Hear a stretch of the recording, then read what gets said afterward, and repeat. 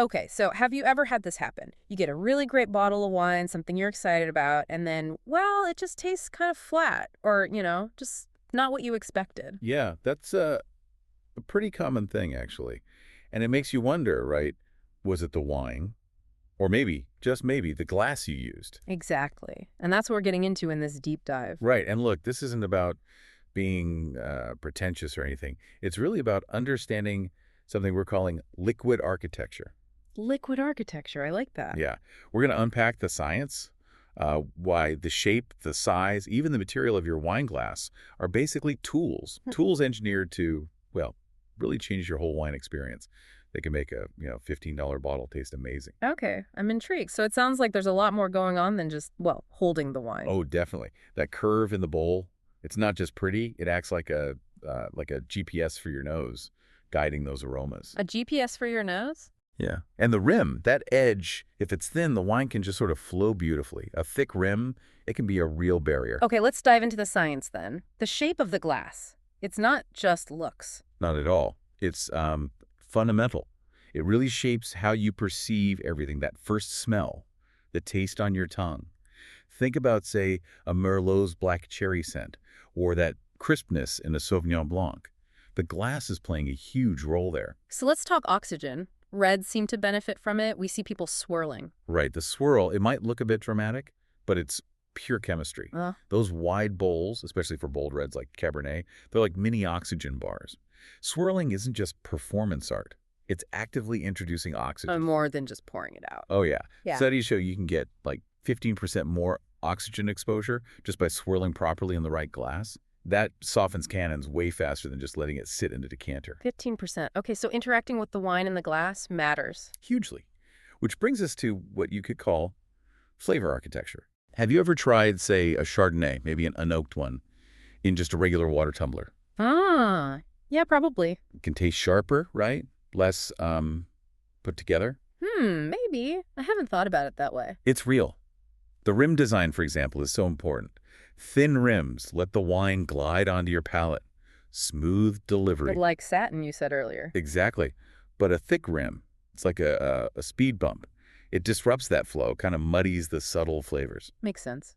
And you mentioned some glasses are super specific, like engineered for certain tastes. Absolutely. Take the Zolto Universal Glass. It has this distinctive angle in the bowl that's designed to guide the wine toward certain parts of your tongue, hitting bitterness receptors in a specific way. And the result, even at grocery store Pinot Noir, can taste surprisingly complex. It highlights things you might otherwise miss. Wow. So the glass is like a flavor amplifier. Spot on. It's like a little chemist working with your drink, making sure you notice all the different notes. Yeah. All right, so how does this apply across different wine types? Let's start with reds. The Bordeaux glass tall, wide bowl. Why that shape for Cabs and Merlots? Well, that height and the broad bowl give lots of surface area. It lets those big, bold aromas develop, lets the wine breathe. Softens the tannins. Precisely. Makes those powerful wines feel smoother, more approachable. Think of it like James Bond shaking a martini, purposeful action for a smoother result. Okay. And then the Burgundy glass for Pinot Noir. It looks totally different, much wider, rounder. Right. That big balloon-like shape is perfect for Pinot's delicate, almost ethereal aromas. It gives them space to collect and, well, bloom. Blue, yeah, like TikTok trends you mentioned. Yeah, maybe. But yeah, it lets you really capture those subtleties. And the shape also guides the wine onto your palate differently. How so? It tends to direct it away from the sides of your tongue where bitterness is perceived most strongly. So you get the fruit and earth, but the tannins feel gentler. And some Pinot glasses even have a curved lip. Yeah, some do. It's designed to push the wine toward the tip of your tongue, highlighting that bright fruitiness first. It's incredibly precise. Fascinating detail. Okay, shifting gears to white wines. Their glasses often seem narrower. Generally, yes. Yeah. Especially for crisp whites like, say, Riesling. You want to preserve that freshness, that vibrant acidity. The narrower opening concentrates those bright citrus and floral notes right under your nose. Keeps the intensity locked in. So like the Sauvignon Blanc glass. Yeah. Tall and narrow. Exactly. It helps maintain that zesty, sometimes grassy or herbaceous character. You don't want those volatile aromas escaping too quickly. Think of it as Spanx for aromas.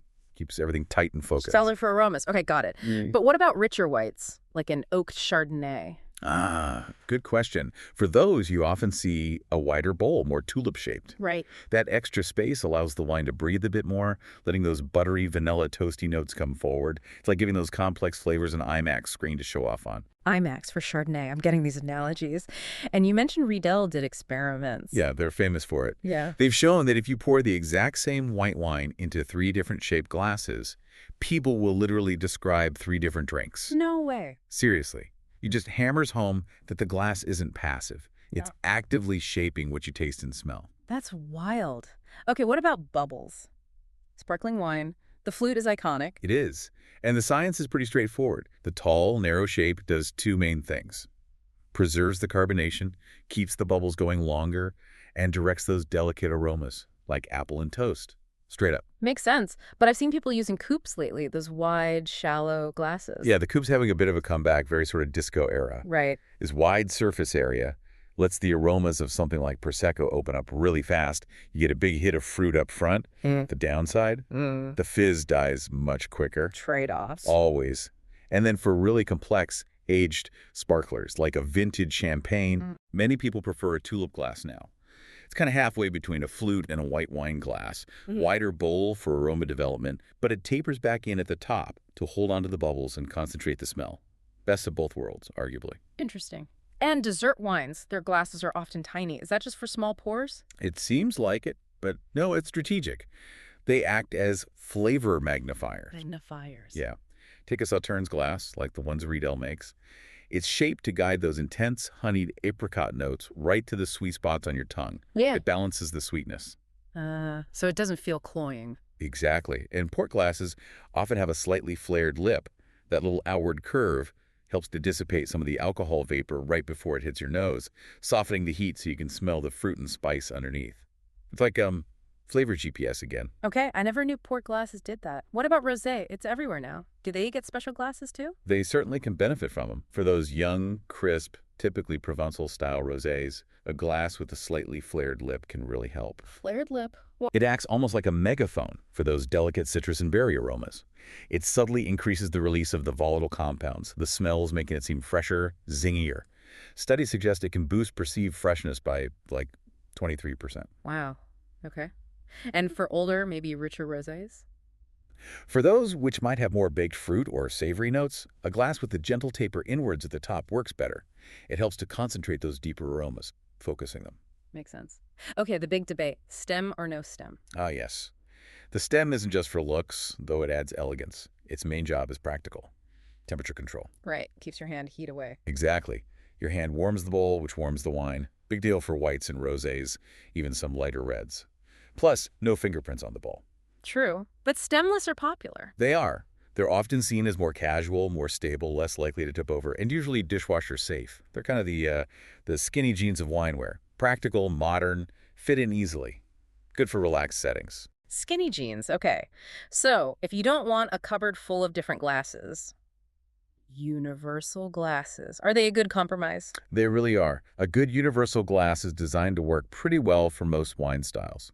It won't be perfect for everything, maybe, but it gives a good balance of aeration for reds and aroma concentration for whites. It's the ultimate hack for cabinet clutter. Like that quote you mentioned. Yeah, from Master Sommelier Victoria James.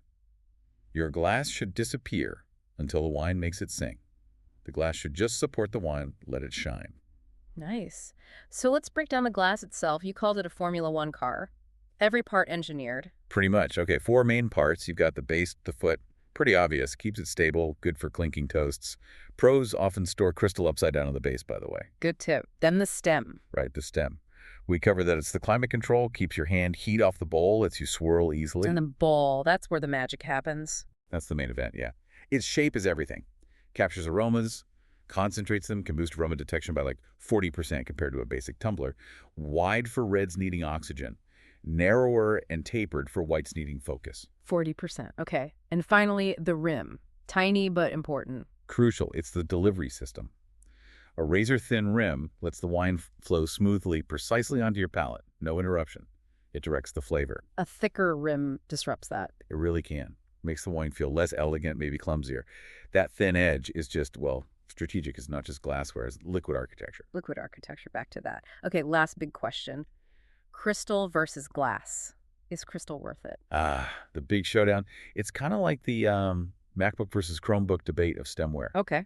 Crystal, especially modern lead-free crystal, is amazing stuff. It's incredibly clear. It sparkles, refracts light beautifully, and you can make it so thin. That razor thin rim again? Exactly. Yeah. Allows for that perfect flow. Plus, some studies, like one from the University of Bordeaux, suggest crystal might actually enhance aroma perception slightly, maybe by 19% or so.